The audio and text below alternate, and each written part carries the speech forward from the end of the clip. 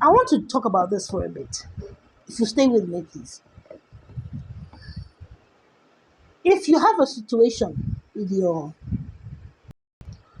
marriage, why do to give up so quickly? Why do you not consider that this is supposed to be your spouse for, someone with whom you made a vow? What I would implore you to do for a bit is imagine if it was your child who went out of character. Would you give up so easily?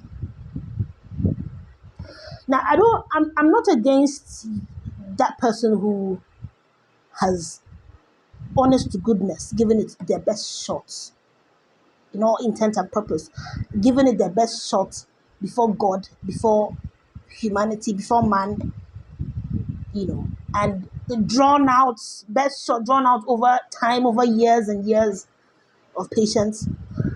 I'm not against that sort of person coming to that place where enough is enough. I'm actually not against that sort of person. I believe that standing is something you will know if you should stand or not. The reason I'm saying this for those people who want to stand, who believe they should stand, but are but vacillate. If you believe the Spirit of the Lord on the inside of you is telling you to stand, is asking you to stand, and some of the time, part of the reason that will be the case is if your marriage has been good, if there's something to salvage. If your husband, the man you married or the woman you married was good, if there was something about your marriage, if you know that God was in your union, that you miss your spouse, or just simply you miss your spouse, there was something to salvage in that marriage. If you know that, to a large extent, I'm not saying that it's everybody that God asks to hold on to their marriage, that it's everybody that has something to hold on to. Sometimes God may be asking you to hold on and you really haven't seen anything, But on a more frequent scale, I've seen most of the people I've seen who want to stand for their marriages are people who had a beautiful thing and then something went wrong. People who truly, truly had a beautiful thing going on and have a lot to salvage. They want their spouse back, and they want things to be even better. They want their spouses back for who they were, and they want things even better, and they're committing to making it work, So for those people, and then sometimes you vacillate, you're not sure, sometimes you doubt a little bit too. You're here, they're being tossed by the wind, So for those people, I would say to them, imagine if it was your child who had gone out of character, who's about to mess up everything he holds dear, who's about to make wrong decisions, or who's about to make painful decisions.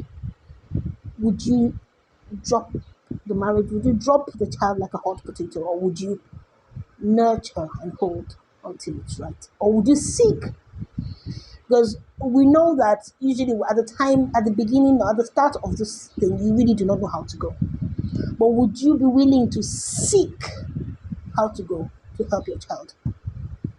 Now that you know that, now that you've backed up a little bit and thought about it, if you also remember that this person is somebody's child.